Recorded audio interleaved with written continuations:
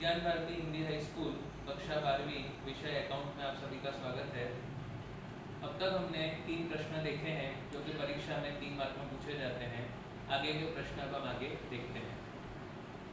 सवाल नंबर 4, शीला, सुरभि और सीमा 5:7:9 में लाभ हानि बांटने वाले साझेदार हैं। मैनेजर को उसका कमीशन देने के बाद लाभ का 10% कमीशन दिया जाता है। सुरभि को 7,000 लाभ मिलता है। मैनेजर का कमीशन हमें निकालना है और साथ में मैनेजर के कमीशन के पूर्व यानी उसके पहले का लाभ भी हमें निकालना है। तो प्रश्न के अनुसार यहाँ पे 3 साझेदार हैं, शीला, सुरभि और सीमा, जिनका लाभ अनुपात दिया हुआ है 5:7:9। अब सुरभि का लाभ का अनुपात है 7, उसे मिल रहा है 7,000। तो सुरभि का लाभ है 7 अपॉन टोटल हो जाएगा 5 और 7 12 और 9 21। तो 7 अपॉन 21 का भाग है रुपए 7,000। अब हमें पीढ़ी का पहले लाभ निकालना है, तो मानते हैं पीढ़ी का लाभ 1 है।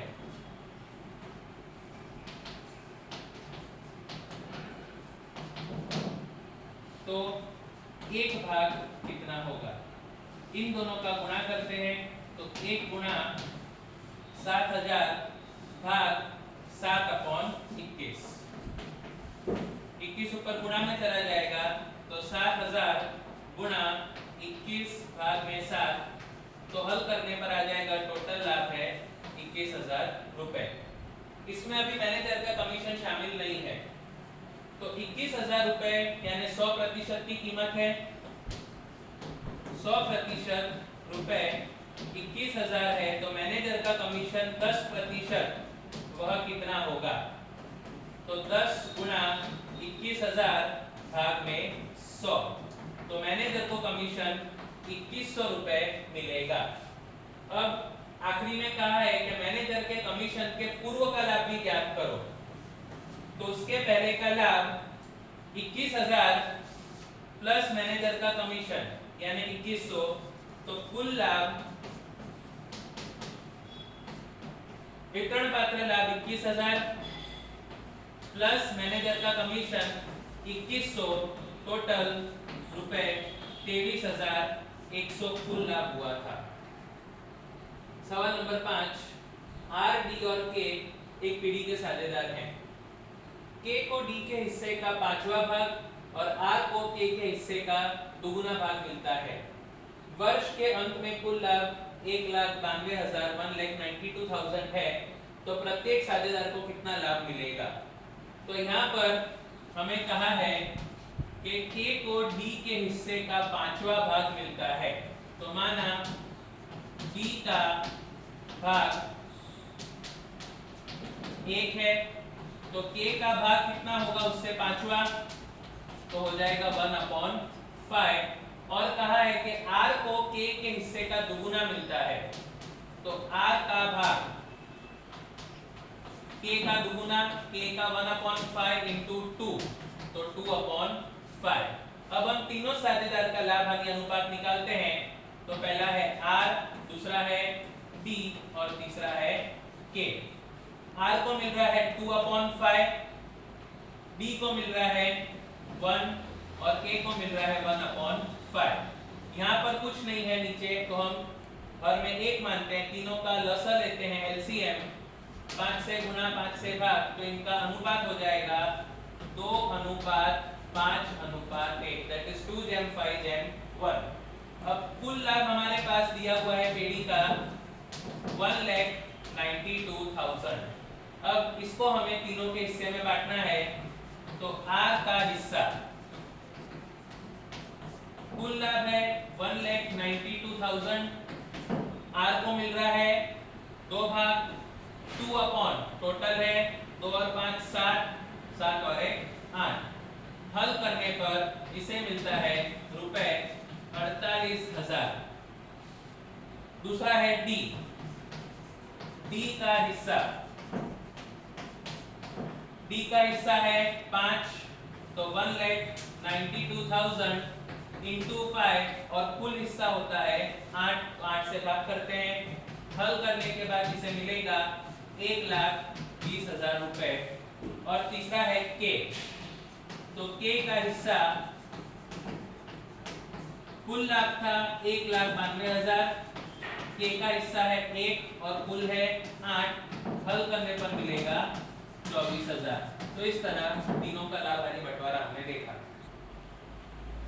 छठा सवाल, एम, एच और आर ने पीडी का रुपए 1,89,000 1,89,000 का लाभ 1:2:4 के बदले समान अनुपात में बांट दिया है। यानी प्रश्न में हमको दिया है कि 3 साझेदार का लाभ हानि अनुपात 1, 2 और 4 था, पर उन्होंने गलती से समान अनुपात अर्थात 1, 1 और 1 में बांट लिया है। इस भूल को सुधारने के लिए पूंजी खाते क्या असर देंगे वो हमें बताना है।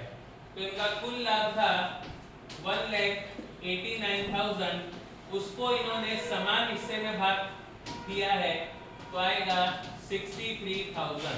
तो इन्होंने गलती से समान हिस्सा बांटा है तो उससे हम माइनस करेंगे, तो गलत वितरण 1, 1 और 1 यानी समान अनुपात था, तो 63,000 तीनों में गलत वितरण हम माइनस कर देते हैं।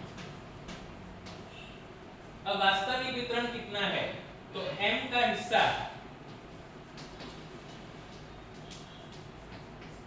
m को लाभ का पहला हिस्सा मिलता है यानी एक हिस्सा मिलेगा, कुल हिस्सा 1 और 2 3, 3 और 4 7, तो 1,89,000 into 1/7, हल करने पर आता है 27,000। तो वास्तव में सही वितरण के अनुसार m को मिलना चाहिए था 27,000। इसी तरह से h का हिस्सा,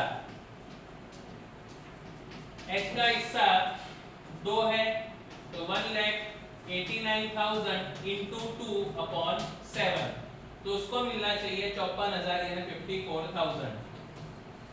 तो वास्तव में मिलना था 54,000, हमने उन लोगों ने गलती से बांट दिया 63,000। और इसी तरह से r का हिस्सा, इसी तरह से आप हल कर सकते हैं, तो r का हिस्सा आता है 1,08,000 रुपए। तो वास्तव में r को 1,08,000 मिलना चाहिए था, उसके बदले गलती से 63,000 मिला। अब हम इनका अंतर निकालते हैं, तो अंतर के लिए पहले में आएगा -36,000, दूसरे में आएगा -9,000 और तीसरे में आएगा +45,000 यानी +45,000। अब जिनकी भी रकम नेगेटिव है, माइनस आई है, उनको हम उधार करते हैं और दोनों को जिसका पॉजिटिव है प्लस है उसमें जमा करेंगे। तो भूल सुधार प्रविष्टि के लिए हम रोजनाचा में एंट्री करते हैं m के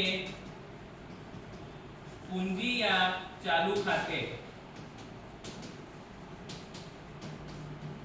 उधार 36,000, सेम वैसे h के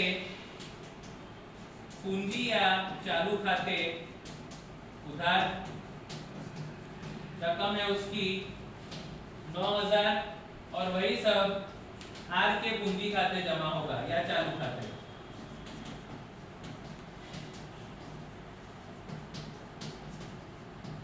रकम आ जाएगी 45,000 45,000।